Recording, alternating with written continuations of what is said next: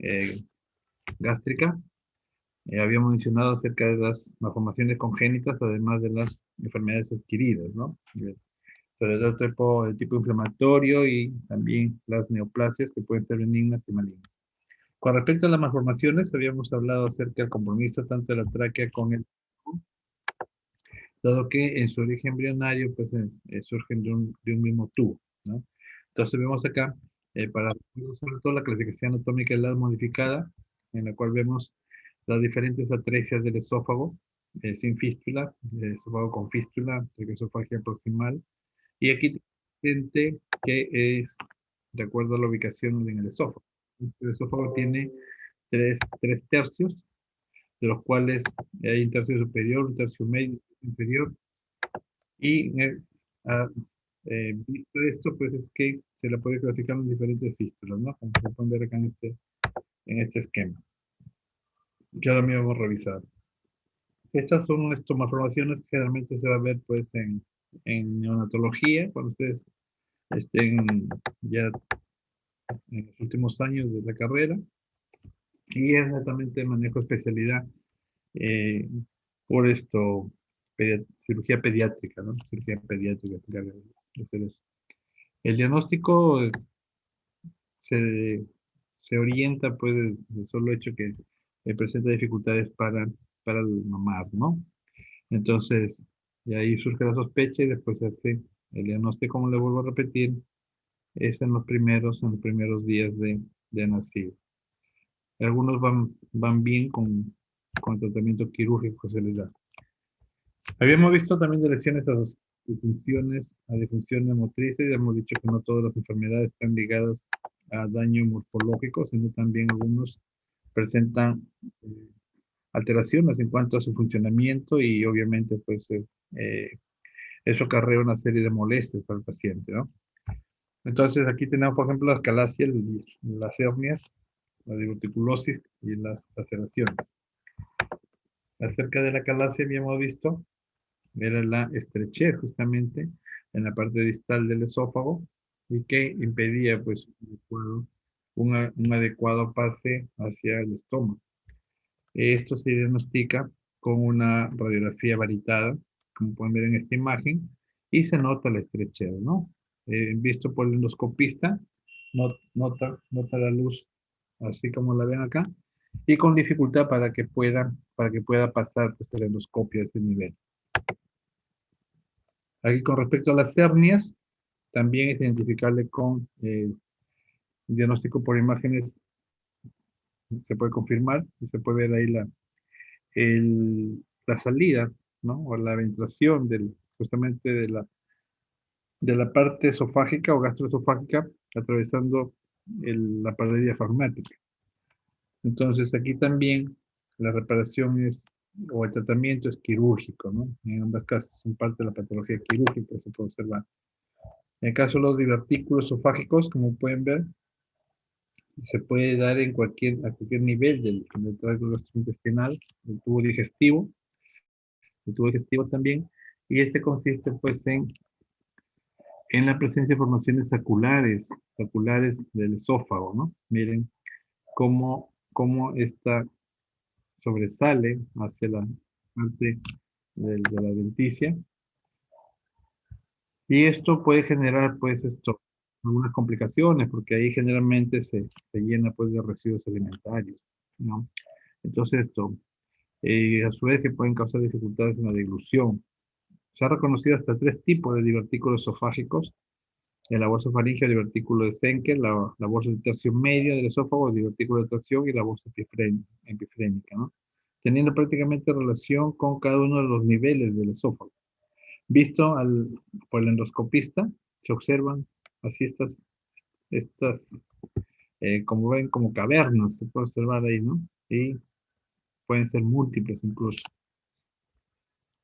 Entonces esto representa pues algo de cuidado por las complicaciones que puede presentar. De hecho, el tratamiento pues es de acuerdo al- a la afección que presente, no si eso se perfora, si eso de repente se complica con hemorragias, todo, y tendrá que proceder. Acá también tenemos otro tipo de daño a nivel esofágico, este tipo de laceraciones. Miren ahí, y aquí hay lesiones erosivas, ¿no? Tanto erosión como laceración. Entonces aquí la solución de continuidad, hay unas úlceras terribles acá, que como ven puede llegar a comprometer arterias de mediano calibre, pueden perforarlas y producir pues esto, hasta muerte súbita, ¿no? Por hemorragias, ¿no? Los pacientes pueden ir en hemorragias y de un momento a otro pueden caer abruptamente en morir por shock hipovolémico. Podemos encontrar los desgarros de Mallory-Weiss o síndrome Mallory-Weiss, ¿no? Que se refiere a las laceraciones de la mucosa. Normalmente pueden ser causados estos eh, en algunos pacientes por sobreesfuerzo, ¿no? Por sobreesfuerzo, sobre todo algunos pacientes que de repente pues se inducen al vómito, pacientes con bulimia, por ejemplo, ¿no? En que constantemente están provocándose vómitos, pueden lesionar tremendamente la mucosa y llegar incluso a producir pues estas laceraciones que pueden ser bastante complicadas.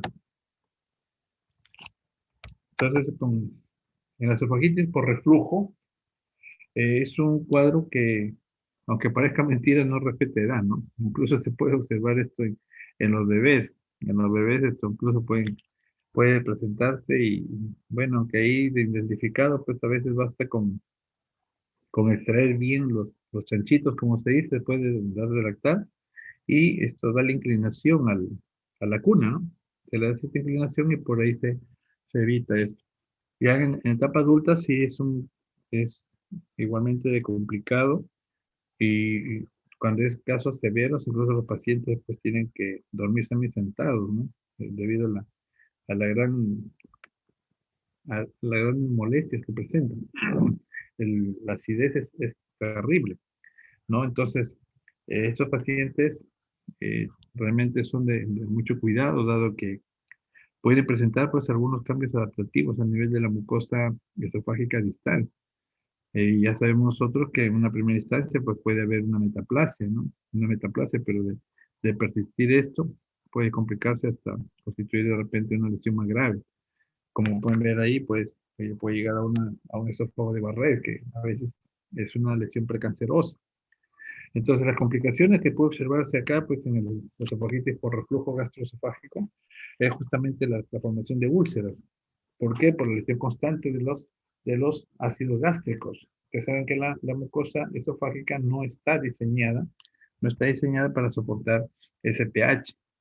Asimismo, este paciente puede acompañarse de hematemesis, ¿no? Puede ser úlcera, puede sangrar y eso puede extender el estómago y puede a su vez producir estos vómitos con sangre. No confundir con las hemoptisis, ¿no es cierto? Las hemoptisis que vienen a ser puto con sangre, debido ocasionados pues con la tos. O en algunos casos incluso hasta se puede asociar, y ahí tener mucho más cuidado. Y en estos pacientes que muestran pues hemorragias digestivas altas, puede acompañarse de, puede acompañarse de melenas. La melena viene a ser la presencia de sangre en las heces, pero debido a la altura, ya sabemos nosotros que si es esto en la vía digestiva alta, ¿no? Generalmente pasando el ángulo de trace, vamos a encontrar heces oscuras, como brea, como se dice. Mientras que si es en la parte baja, vamos a encontrar más bien hemorragias de características más frescas, ¿no? O sangre viva, si es más próxima al colon o al sigmoides, ¿no? Entonces ahí también podemos ver en este esófago que producto de este reflujo constante, produce engrosamiento de la pared y eso puede llevar a una estenosis también de la pared esofágica, ¿no? Y finalmente, como les dije, de más cuidado, y considerado una lesión precancerosa esofágica, tenemos el esófago de Barrett.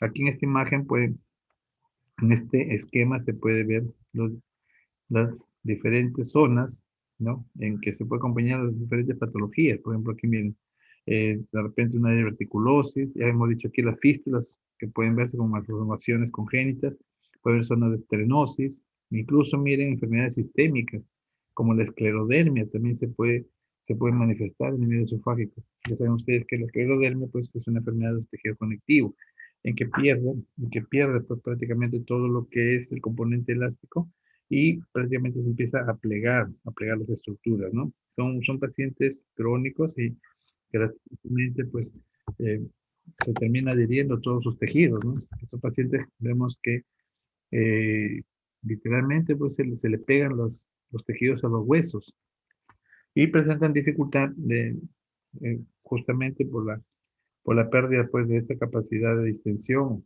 eh, en grados ya en forma severa, pues finalmente termina muriendo por insuficiencia respiratoria generalmente, ¿no? Son enfermedades bastante penosas de compromiso sistémico. Y el esófago de Barrett que habíamos hecho mención, ahí tenemos funcionalmente la esofagititis de reflujo y las varices que también se puede presentar, ¿no? Ahora, lamentablemente cuando hay un daño extremo a la mucosa, hay que sacar, por ejemplo, aquí se ha extirpado, el- se ha hecho ahí una resección gastroesofágica y donde se puede ver la superficie mucosa pues con partes despulidas, así mismo partes eritematosas o hemorrágicas, ¿no? Hecho los cortes histológicos, aquí se puede reconocer el epitelio esofágico, un epitelio certificado plano no queratinizado, ¿no? Como pueden ver ahí con un infiltrado inflamatorio subepitelial, y visto aquí en esta otra imagen, se puede observar en la pared a mayor aumento la gran cantidad de infiltrado linfocitario con zonas de hemorragia en la, en la, en la pared esofágica. Aquí en esta otra imagen, algunas, algunas células eosinofílicas, ¿no? Y el infiltrado linfocitario. Miren la gran reacción severa, incluso que está incentivando la proliferación celular. Miren esas células binucleadas, lo cual demuestra que hay una mitosis activa ahí, ¿no? Igualmente por acá, miren, esto debería ser un esófago normal, con una celularidad normal, sin embargo vemos aquí una proliferación incremental. Y en una primera instancia, pues puede haber la metaplasia, ¿no es cierto? La metaplasia de células caliciformes, o encontramos glándulas ahí, glándulas gástricas que se están prácticamente metiendo entre el epitelio estratificado esofágico. Nótese aquí la gran respuesta celular, ¿no? La cantidad de eosinófilos, ¿no? Los eosinófilos como respuesta, pues, a la constante agresión que está sufriendo el epitelio debido al reflujo que presenta este paciente, ¿no? Aquí podemos ver otra resección. Miren, este es el cardias. Saben ustedes que el cardias, pues, no es realmente una válvula, ¿no es cierto? A diferencia del píloro. El píloro sí es una válvula. Y acá no, acá más bien es una continuidad del epitelio y se dice que es una válvula pero funcional, ¿no? Más no morfológica como si es la válvula gastroduodenal. Y vean aquí el infiltrado inflamatorio, ¿no? Entonces, como todo evento agudo, hay dilatación de los capilares, extravasación como pueden ver ahí, linfocitos, leucocitos, neutrófilos, células plasmáticas, vean acá.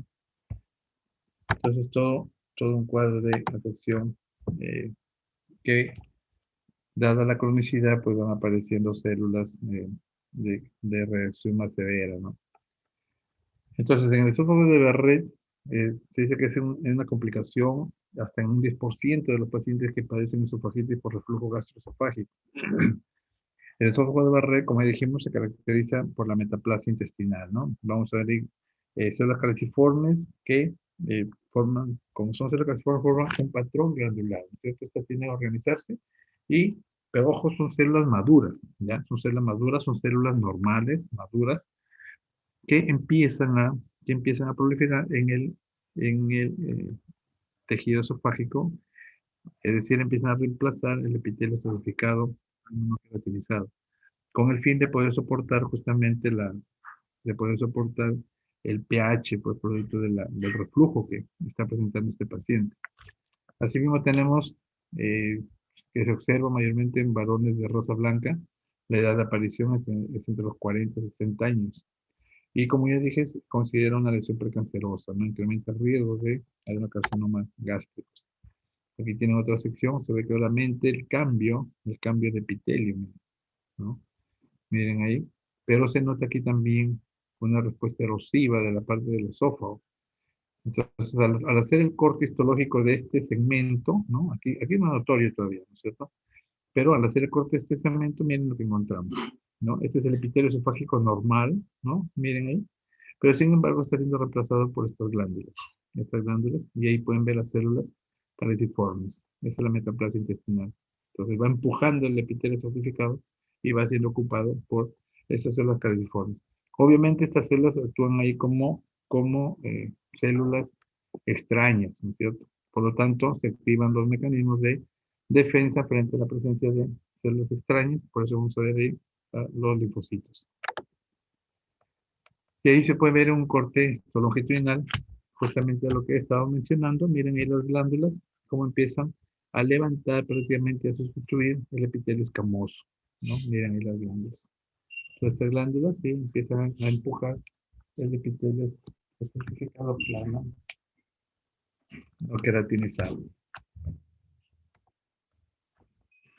Ahí nuevamente, miren, ahí está el estratificado plano queratinizado, este es el esófago. Y nótense cómo las glándulas gástricas con metaplasia intestinal, con células caliciformes, empieza a meterse entre ese espacio. Esto actúa como cuerpo extraño, por eso la gran cantidad de linfocitos, ¿no? Miren la proliferación que hay acá. Y aparte de la propia respuesta, pues, esto que genera el reflujo mismo, ¿no? Aquí nuevamente, miren, el epitelio, la glándula, y el infiltrado inflamatorio, nótense ahí. Gran cantidad de linfocitos y eosinófilos.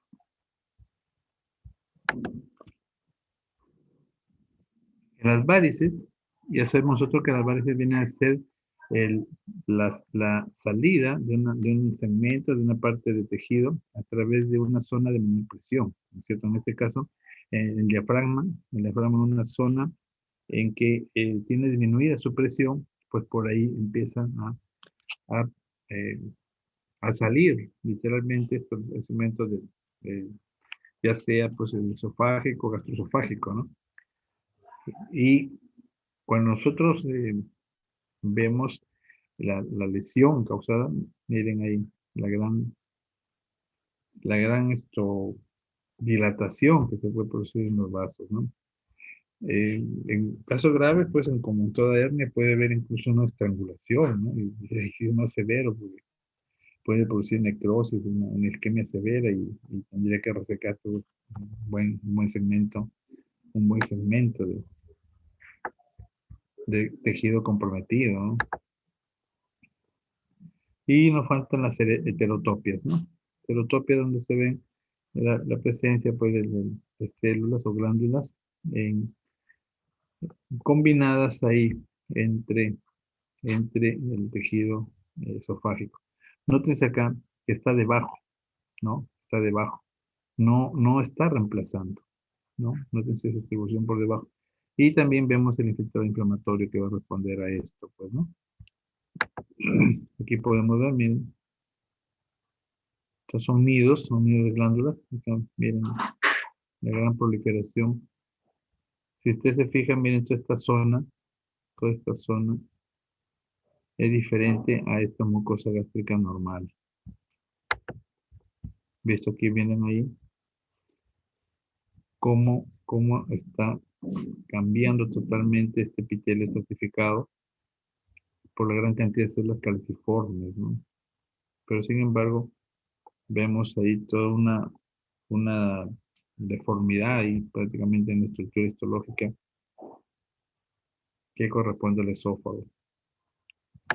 También hemos visto los divertículos inicialmente, y así es como se observan en la pared esofágica, ¿no? Pueden ser divertículos o pseudodivertículos. Entonces vemos ahí que la mucosa y la submucosa se meten dentro del esófago, atravesando la muscular propia, ¿ya? La muscular propia. Entonces, esta es la diferencia entre un divertículo y un pseudodivertículo.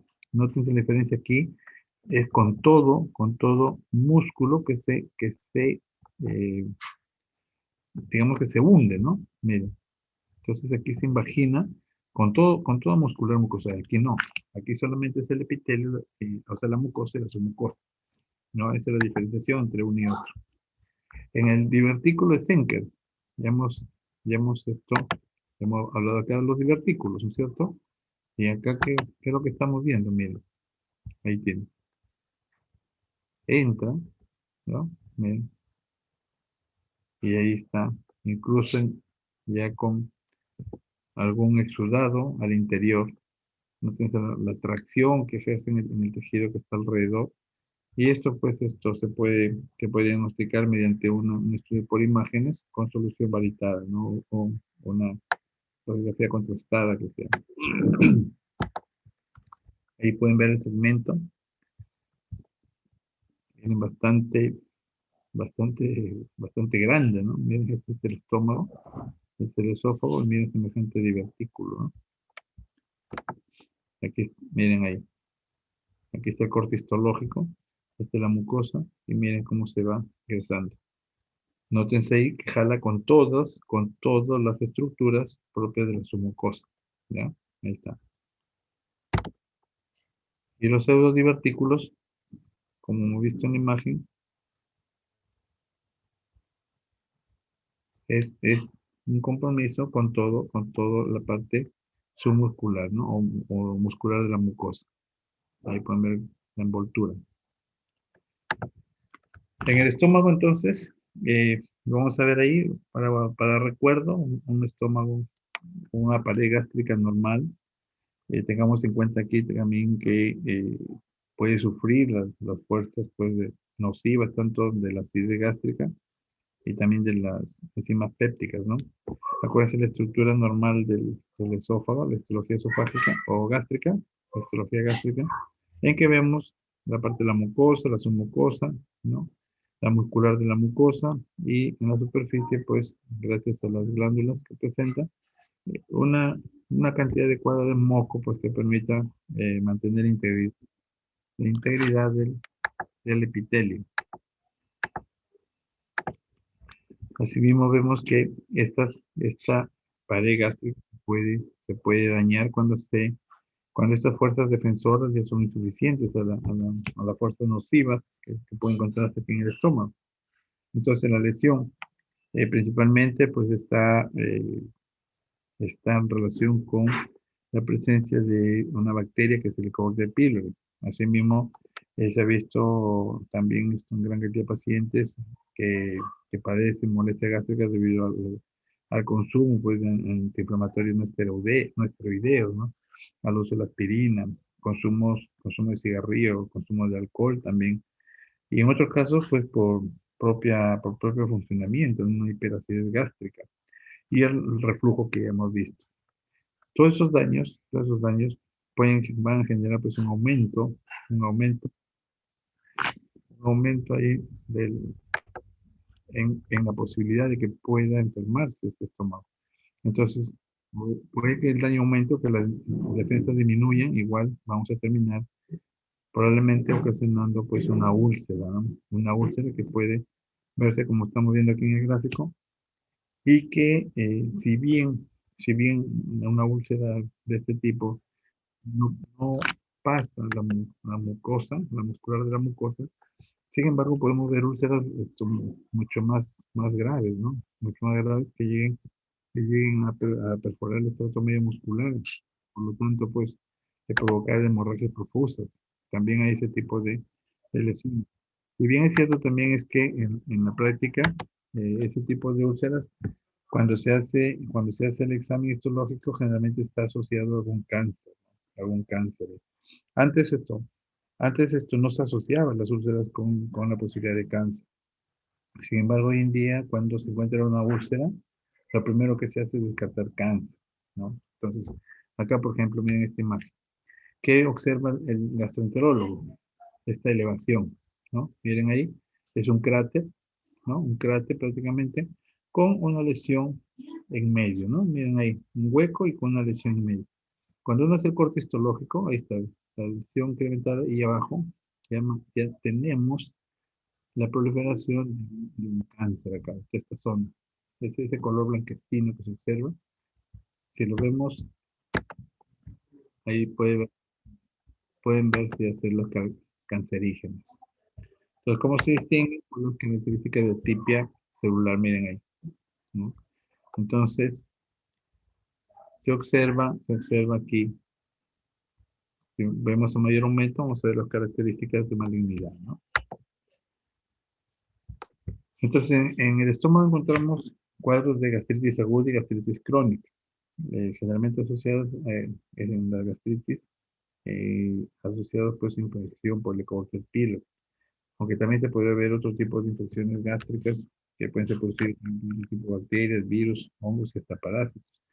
Pero si bien es cierto, se puede encontrar eso también es que se le asocia a problemas de inmunodepresión de repente de los pacientes, ¿no? Inmunosupresión o inmunodepresión. Entonces también es bueno valorar esos cuadros. También se puede observar estos gastritis agudas, pero de tipo no infeccioso. Y el otro grupo de enfermedades o de procesos inflamatorios gástricos son las gastritis crónicas. Y ahí tenemos que estar en relación con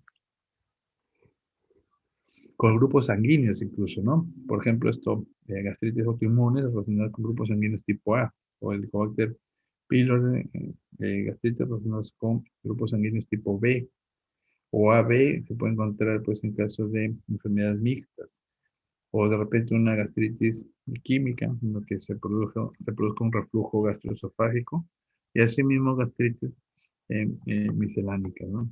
Entonces aquí tenemos el compromiso de dónde se va a observar principalmente el daño, ¿no? O puede ser en el cuerpo o en el antro gástrico. Entonces en las gastritis agudas eh, puede cursar sin síntomas, ¿no? Puede cursar sin síntomas o puede haber grados variables de dolor incluso. Entonces, el paciente debuta generalmente con dolor, ¿no? Y el dolor son de diferentes tipos. Puede ser dolor tipo acidez, dolor tipo cólico, dolor tipo punzada, tipo retortijón. Entonces, la orientación es la aparición del dolor, la relación que tiene con la ingesta de los alimentos. Entonces, si bien se han reconocido múltiples factores, eh, justamente para ver el dolor y asimismo para que se pueda presentar una gastritis, vemos que al hacer una biopsia ya se encuentra ya un edema moderado. Se observa ya congestión vascular, neutrófilos dispersos, ¿no? El cual todavía es un indicativo justamente de una gastritis aguda. Pero sin embargo podemos encontrar a nivel epitelial también zonas de eritema, ¿no? Zonas hemorrágicas y en algunos casos de un poco mayor tiempo de data, incluso puede observarse algunas erosiones a nivel de la mucosa. Y ahí podemos ver en esta biopsia, ¿no? Ojo, las biopsias solamente se extrae el epitelio y se llega solamente hasta la muscular de la mucosa. Y es bueno tener presente eso porque eh, con esa premisa, pues es imposible de que se produzca algún, algún daño que puede llevar a una hemorragia profusa, ¿no? Entonces el paciente a veces tiene miedo, ¿no? Tiene miedo de escuchar que le van a hacer una biopsia, porque el paciente piensa que se le va a perforar el estómago, ¿no? Entonces está con ese cuidado. Sin embargo, es bueno hacerle ver, hacerle entender de que lo que únicamente se está extrayendo, pues solamente es el epitelio. Y a nivel epitelial solamente hay circulación capilar, ¿no es cierto? Entonces, si hay circulación capilar o arteriolas en el peor de los casos, ¿no? Entonces, son pues vasos sanguíneos que si fuera pues esto lesionado, pues no va a producir mayor lesión, ¿no? Es como si uno se raspara en la piel. Entonces, probablemente pues hay un poquito de material cero, sedemático, pero de ahí no va a pasar, ¿no? Igualmente ocurre acá. Pero sin embargo, esto, si hubiera un compromiso de las arterias de mediano calibre, como son las que encontramos a nivel de la musculatura media, ¿no? Que obviamente, pues esto resultaría pues bien difícil que sea provocado por un especialista, ¿no? Entonces, pero hoy en día pues vemos tanto aventurero que de repente puede esto estar haciendo pues de gastroenterólogo y bueno, pues ahí se pueden ver este tipo de cosas, ¿no? Pero normalmente un especialista gastroenterólogo difícilmente puede provocar una lesión de ese tipo, ¿no? Difícilmente. Entonces vemos acá otra biopsia y noten aquí la zona hemorrágica, ¿no? Miren ese eritema y que se puede observar en la superficie. Noten el edema también, miren, un edema profuso. Y acá igualmente miren las glándulas, tanto dilatadas, miren la superficie epitelial totalmente dañado, ¿no? Miren el filtro inflamatorio que nos está saliendo, hay erosión y se puede, bueno, no se distingue bien acá. Lo más probable es que en mayor aumento se pueda distinguir el Helicobacter pylori. Sin embargo, ahí no es evidente. Aquí también esta imagen, miren la zona erosiva, ¿no? Zona erosiva, zonas de hemorragia a nivel epitelial, y con un incremento, ¿no? Miren ahí está, este crecimiento que hay en la mucosa. Esto debería ser hasta acá, ¿no? A continuación. Pero sin embargo, vemos aquí una proliferación celular y un crecimiento. Hay gran cantidad de infiltrado inflamatorio. Acuérdense que cuando hay infección por Helicobacter pylori, lamentablemente pues puede haber riesgo de que se precipite la proliferación de linfocitos, ¿no es cierto? Esos linfocitos van a llevar a la formación de folículos linfoideos. Puede que esto sea tan severo e incontrolable que estos folículos linfoideos pues empiecen a hiperplasiarse. Entonces vamos a encontrar finalmente la formación eh, una enfermedad linfoproliferativa, ¿no? O de una neoplasia linfoproliferativa, como es el linfoma de Mal. Entonces, los linfomas son tumores de linfocitos que se pueden encontrar en algunos órganos. Antes cuando se diagnosticaba todo el linfoma, se procedía al manejo igual que un adenocarcinoma. Sin embargo, años después, se encontró de que esto se podía combatir, más aún cuando se le encontró asociado el Helicobacter pylori. Entonces, hubieron trabajos de investigación acá, incluso en Lima. En Lima se hicieron varios esos trabajos en el Hospital Revaliati, en el que se evitaba exponer al paciente a una cirugía. Y más bien se le sometía a tratamiento antibiótico contra el Helicobacter pylori. Entonces, los primeros trabajos realmente fueron bastante complicados para que se pueda aceptar de que era así, ¿no? Pero sin embargo, hubieron investigadores pues que demostraron fehacientemente que después de un año y medio de tratamiento y con biopsias cada 6 meses, eh, eh, se veía la erradicación del helicobacter y a su vez la disminución de la formación de los folículos linfoideos y por lo tanto el control y la desaparición del linfoma de Mal, ¿no? El linfoma gástrico. Entonces, hoy en día ya se sabe, ¿no? Que el Helicobacter pylori, por un lado, puede producir una, una enfermedad linfoproliferativa o puede producir un adenocarcinoma. Pero hoy en día esto más, dado el tratamiento antibiótico que hay, es que más se asocia con adenocarcinoma más que con linfomas, ¿no? Ahí tiene, miren, la gran cantidad de eritema, hemorragia que se observa en la glándula gástrica. Aquí también otra imagen, miren, metaplasia intestinal, la cantidad de células calciformes, y por acá, función de las glándulas. Aquí, por ejemplo, en este epitelio, se está viendo, es una biopsia, pero vemos aquí que el daño, eh, como ven, hay cantidad de hemorragia, igual acá, con proliferación de linfocitos. pero vemos que estos casos están asociados más bien a usos de eh, antiinflamatorios no esteroideos, ¿no? Incluso estos pacientes han mostrado estos episodios de hemorragia incluso. De ahí que siempre hay que evitar, siempre se recomienda evitar la automedicación, ¿no? Y bueno, en médicos utilizar pues esto muy cuidadosamente este tipo de medicamentos, dado que ya está reconocido el daño gástrico que puede ocasionar, ¿no?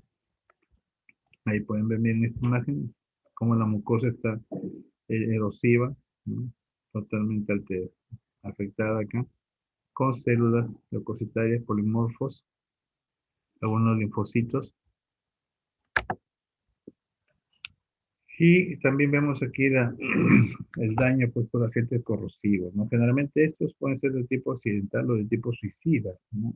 Al ingerir pues, sustancias corrosivas tipo ácido, de repente la lejía, hay algunas otras sustancias que la verdad esto causa mucho daño a nivel de la mucosa y de repente si tienen intención de suicidarse, de repente no lo logran en el momento, pero tienen una larga vida pues, de sufrimiento porque a veces terminan plegándose a esto y bueno, hemos tenido casos ahí eh, en que finalmente hacían fístulas o se les obstruía, tenían que, era tal el daño que tenían que separar y al final pues se les hacía se les ponía un catéter directamente al estómago para que por ahí se alimenten con licuados, ¿no? O sea, realmente es bastante penoso.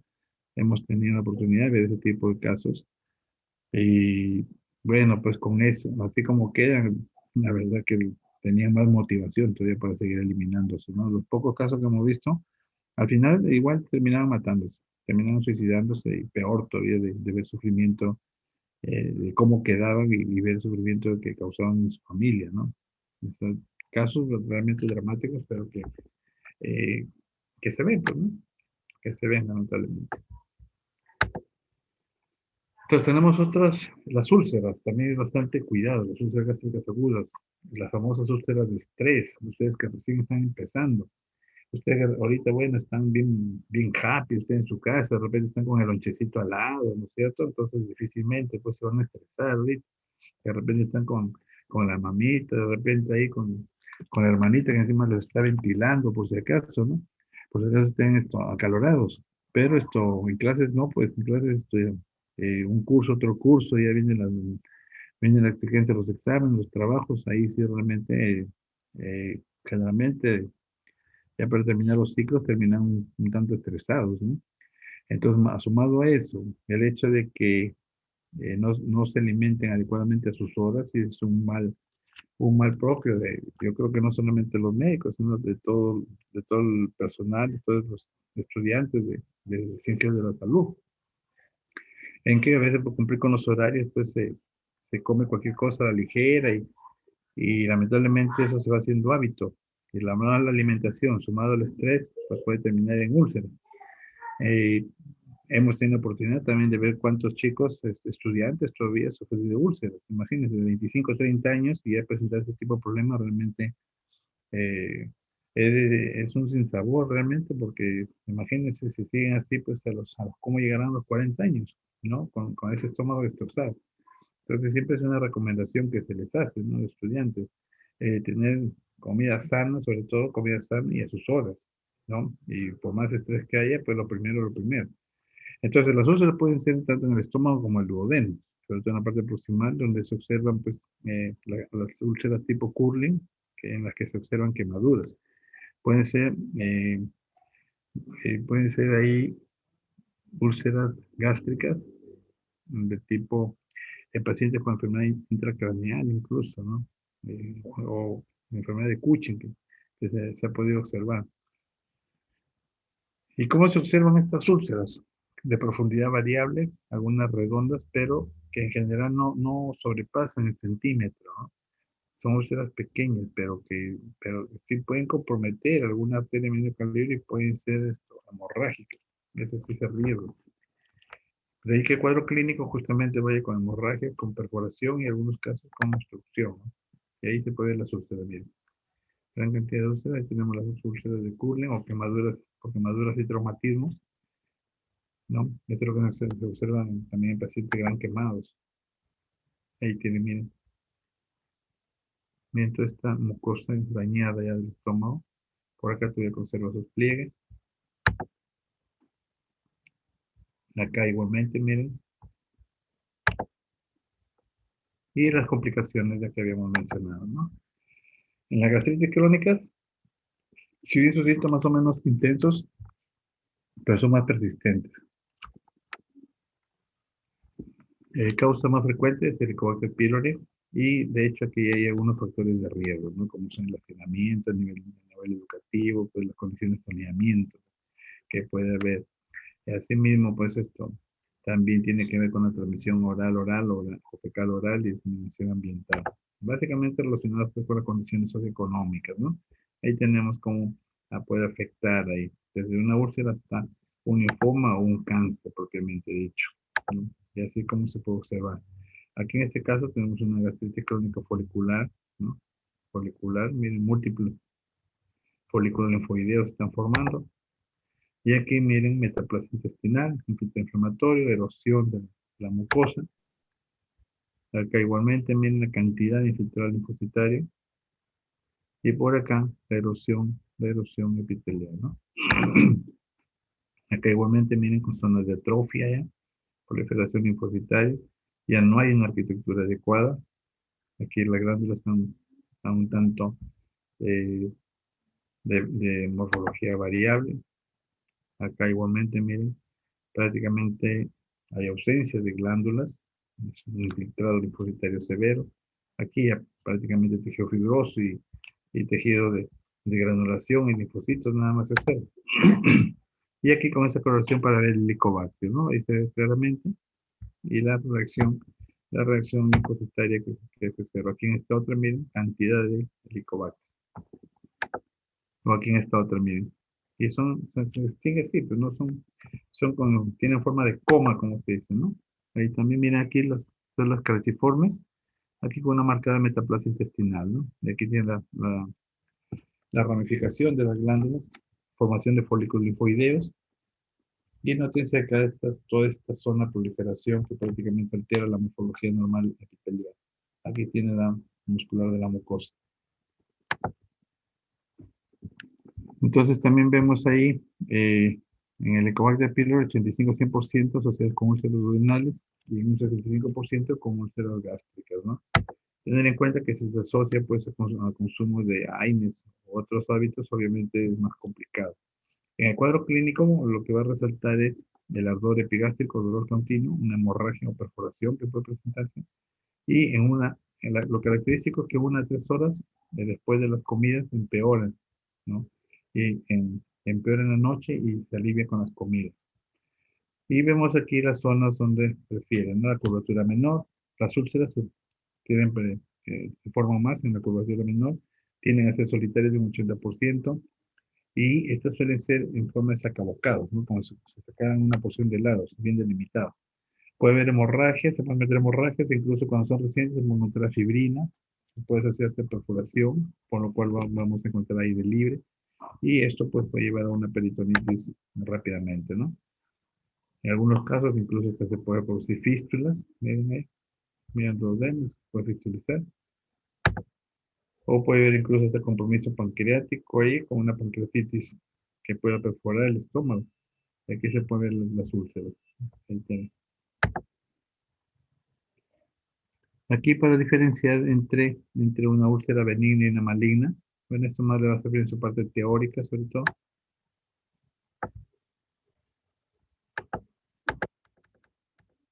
Y ahí pueden ver la úlcera. Una úlcera bastante marcada, incluso miren ahí, se le ve un aspecto costroso, ¿no? Miren los rebordes. Aquí tienen otra úlcera.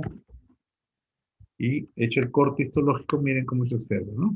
Ahí todo esto es cáncer. Todo este tejido blanquecino, aspecto fibroso, eso es cáncer. Ahí tienen. Ahí se puede ver, miren, comparen la diferencia entre este tejido todavía normal con este tejido que y es cancerígeno. Vamos a mayor aumento, lo podemos distinguir, ¿no? Y aquí ahí se puede observar en este esquema. Es lo que estamos viendo acá. Ahí vemos las zonas de cicatrización que puede haber en una úlcera, ¿no? Las zonas necróticas. Acuérdense que en un cáncer, conforme va avanzando, va dejando zonas necróticas. Aquí, por ejemplo, un aspecto característico de una úlcera activa. Ahí tienen la necrosis que va a haber, el tremendo infiltrado de polimorfo nuclear, alrededor tejido de granulación, y también ya esto con zonas de reparación con tejido fibroso. Aquí en esta otra se puede distinguir, miren, este todavía está activo, un tejido necrótico, hay fibrina, donde están los polimorfos nucleares, y por acá ya hay tejido de granulación en la profundidad, y tejido conectivo fibroso, ¿no? Acá igualmente, miren, también más o menos del anterior. Y aquí miren esta hermosa úlcera, ¿ves? Con todas sus partes, ¿no? Miren ahí, semejante excavación que se podría decir, ya, acá tranquilamente comprometo una arteria y hasta ahí llegaba. Y acá miren, una úlcera, con una proliferación, ¿no? Una proliferación central. Y en este para ver justamente el compromiso de aire que puede haber en una úlcera, ¿no? Entonces, puede fugar aire debajo y esto se puede distinguir en la cavidad peritoneal. Bueno, aquí en esta imagen para ver pues digamos, las características y complicaciones de una úlcera. En la esofagitis de reflujo que habíamos visto ya esto si lo pasamos, ahí está el esófago de Barrett que lo habíamos visto. Ahí, aquí para resaltar la formación de los trombos, ¿no? Los trombos que no habíamos visto en la imagen anterior. Pero esto lo presentamos en la teoría. La formación de trombos y la formación de fístulas que puede haber en las paredes esofágicas. Y los tumores benignos, ahí hemos visto los diferentes pólipos, ¿no? Ahí están el gliomioma, fibroma, lipomas, hemangioma, neurofibromas, todos estos llaman tumores benignos que se pueden encontrar, tanto en el esófago como en el estómago. Y en los malignos, el carcinoma escamoso aceloide esofágico, en el caso del esófago, o el carcinoma bien diferenciado, escamoso queratinizante, o el adenocarcinoma de esófago, seguido un esofagitis de Barrett, ¿no? Aquí en este esquema, nuevamente para ver la disposición glandular. Bueno, esta es la alteración congénita, ya habíamos visto. Y acá, aquí nuevamente para remarcar el infiltrado en una gastritis crónica activa, ¿no? Infiltrado tipo linfocitario. Acá en esta otra igualmente. Miren ahí la gran cantidad de infiltrado linfocitario. Aquí la metaplasia intestinal. Aquí eritema y gran cantidad de metaplasia intestinal también. Bien la alteración foveolar, la dilatación y alteración morfológica de las diferentes glándulas. Aquí igualmente en zonas de eritema, fibrina. Ahí tienen infiltrado, miren la cantidad de exudado por acá. Infiltrado linfocitario formando folículos linfoideos. Y recordar aquí la forma como se puede afectar el estómago, ¿no? Aquí no atrófico, multifocal, autoinmune, que ya habíamos visto también en la diapositiva anterior, su distribución. Este con coloración especial para ver justamente el Helicobacter pylori, igual que acá, miren ahí, esta es otra coloración especial.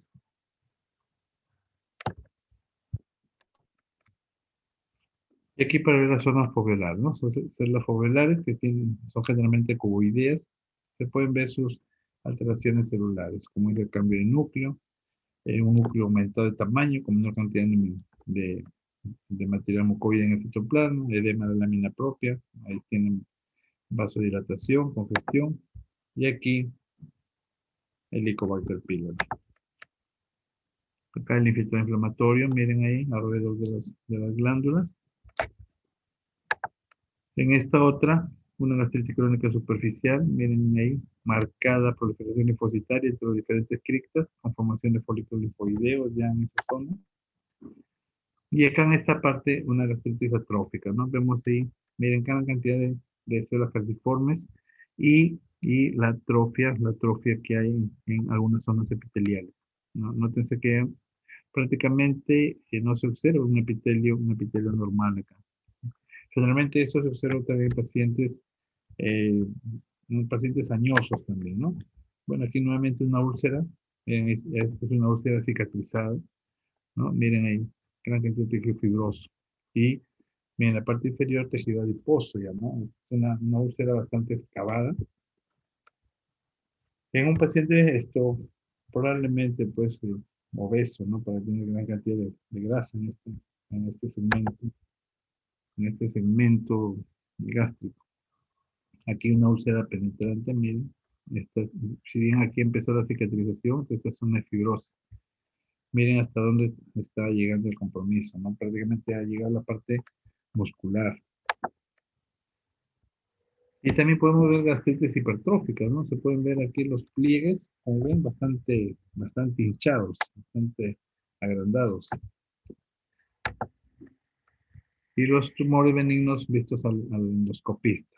Es en el esófago, ahí este también lo habíamos visto.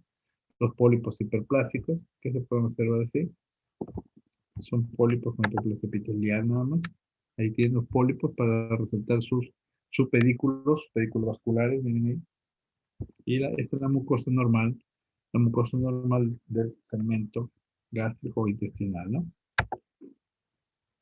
Y en los tumores malignos, ya habíamos visto la clasificación de Viena, esas son las zonas que mayormente se pueden presentar, y cómo se presentan, ¿no? Con úlceras que puede ser, como en este caso, todavía un carcinoma precoz, o puede ser como en estos dos casos, ya un carcinoma bastante avanzado, ¿no? Infiltrante avanzado. Y ahí tiene. En zonas totalmente necróticas, a mayor necrosis, mayor severidad del cáncer, ¿no?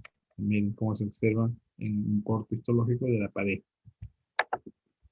Y acá, este sí es un paciente ya pues con sal, como se dice, con saladera completa, ¿no? Que presenta incluso dos tipos de cáncer, ¿no?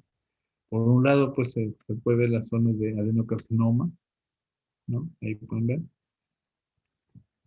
Mientras que, por el otro lado, se observa eh, un cáncer de células de revestimiento, ¿no? Es un carcinoma gástrico. Cuando hablamos de carcinoma gástrico nos referimos a un epitelio estratificado, un epitelio de revestimiento. Cuando hablamos de adenocarcinoma nos referimos a un epitelio tipo glandular. Lamentablemente aquí tenemos un paciente con cáncer pues, de ambos lados, ¿no?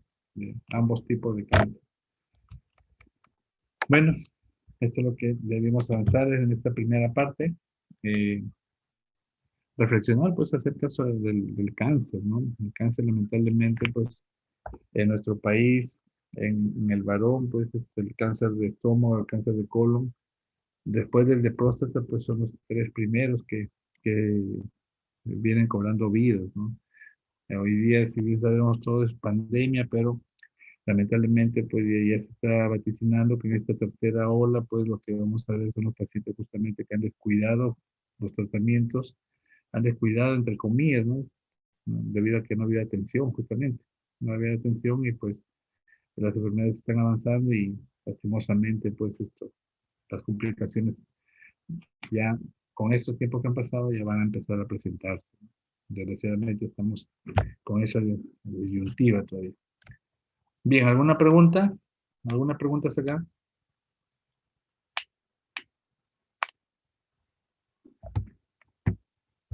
Bien, espero que haya quedado claro entonces todo. Si no hubiera preguntas, buenas noches. Buenas noches, hasta la próxima semana. Permiso. Muchas gracias.